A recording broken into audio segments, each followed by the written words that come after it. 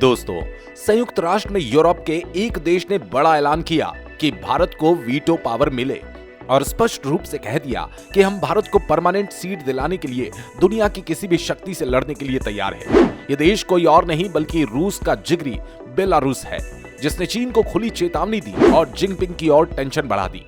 Belarus के विदेश मंत्री सरगेई एलेनिक ने कहा कि उनका देश भारत का स्थायी सदस्यता पर खुलकर समर्थन करेगा। बेलारूस रशिया का पड़ोसी देश है और दोनों देशों में काफी अच्छी मित्रता है। बेलारूस भी चाहता है कि यूएनएससी में सुधारों को सुविधाजनक बनाया जाना चाहिए। ये काफी लंबे समय से रुका हुआ मुद्दा है। दुनिया की नाजुक स्थिति को ध्यान में रखते हुए यूएन में इस मुद्दे पर चर्चा हो रही है।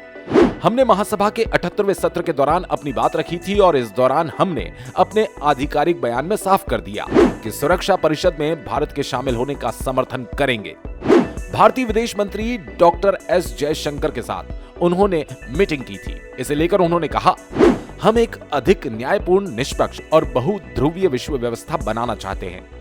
तो ये बयान था बेलारूस का, जिसमें साफ साफ हो गया कि एक और देश चीन के खिलाफ आकर खड़ा हो गया। बेलारूस ने भारत के समर्थन में अपनी इच्छा साफ जाहिर कर दी। वैसे भारत की ताकत को देख आज पूरी दुनिया को समझ आ गया कि किसी भी बड़े मंच के लिए भारत कितना जरूरी देश है। और अब संयुक्त राष्ट्र सुरक्षा परिषद दुनिया का सबसे बड़ा मंच है और आज यूएनएससी की परमानेंट सीट को लेकर भारत लगातार कोशिश में लगा हुआ है। भारत कई बार सख्त लहजे में कह चुका है कि पूरी दुनिया का फैसला 5 देश किस प्रकार कर सकते हैं। भारत की इस मांग का अमेरिका, ब्रिटेन, फ्रांस और रूस समर्थन करते रहे हैं, लेकिन भारत का विरोध करने के लिए सबसे पहले चीन आता है। चीन नहीं चाहता कि एशिया में उसके अलावा कोई और भी यूएन में ताकतवर हो।